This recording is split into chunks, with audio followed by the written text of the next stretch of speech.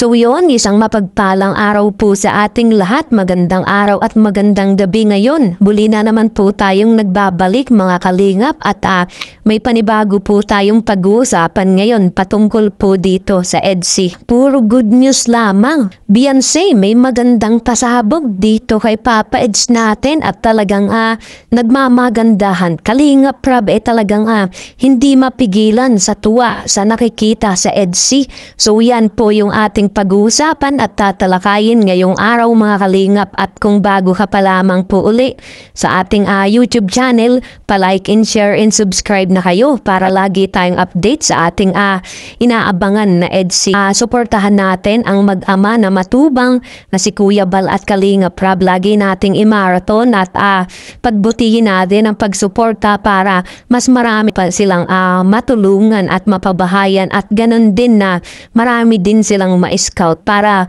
mas lalong lumawak ang ating inaabangan dito nga po sa Team Kalingap. At so yun sa kabilang dako naman tayo, pag-usapan na natin ang patungkol nga po dito sa EDSI na talagang good news lamang dito sa part 84. Grabe ang mga pasabog ni Beyonce dito kay Papa Eds natin. At syempre itong si Kalingap Prab nagagalak sa tuwa at talagang napaganda ng pinapakita nga po ng EDSI ngayon. Pero bago ang lahat mga kalingap magbigay tayo ng counting pampagood vibes patungkol dito sa EDSI nga po. At ito nga po nakakatuwa sa EDSI at lalong-lalo na sa pamilya ni Beyonce kahit wala nga pong ina-upload itong si Kalingap Prab. Pero grabe nga po ang pagbibigay ng tulong sa pamilya ni Beyonce at ganun din po dito kay Papa Eds. Kaya masasabi ko na grabe talaga ang EDSI. Talagang kahit walang ina-upload, grabe yung mga pasasalamat at grabe yung pagtulong sa kanila. Kaya masasabi natin na to be strong at talagang pinaglalaban nila yung kanilang relationship kahit na masasabi natin mga kalingap na maraming problema. Lalo na pagdating dito ay Beyonce sa ngayon na marami sa kanya ang nambabash nga po at talagang lumalaban pa rin po mga kalingap. At yun na po mga kalingap, part 84 nga po ng EDSI. Pampagood vibes lamang. I-marathon na po natin mga kalingap.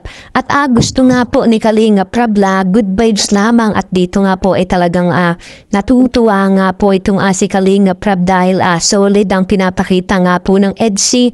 At masabi natin na hindi nga po sila basta-basta na kumbaga hindi po scripted. Kaya dito nga po natutuwa si Kalingap Prab na yung love team ng EDSI meron nga pong pinatutunguhan dahil gusto nila yung isa't isa. Kumbaga, hindi sila nagpapatalo pagdating sa lab at wala tayong nababalitaan na nagchikit sa kanila. Kaya nga po, ito yung pinakamagandang abangan at ito nga po yung sinasabi ni Kalingap Prab na good vibes lamang ang ginagawa nila ngayon. Pagdating nga po dito sa lab team nga po ng EDSI, kahit sa ngayon po mga Kalingap na wala po tayong inaabangan pero grabe yung pagmamarathon natin at abang na nga po tayo kung ano pa yung susunod na mangyayari. Ang para sa akin lang po mga Kalingap siguro gagawa naman po ito ng hakbang na para mapasaya naman po o mapakaba itong si Beyonce natin. Kumbaga si Beyonce ang gagawa ng action pandating dito kay Edu na talagang may pasabog po ngayon sa part 84. Kaya mga kalingap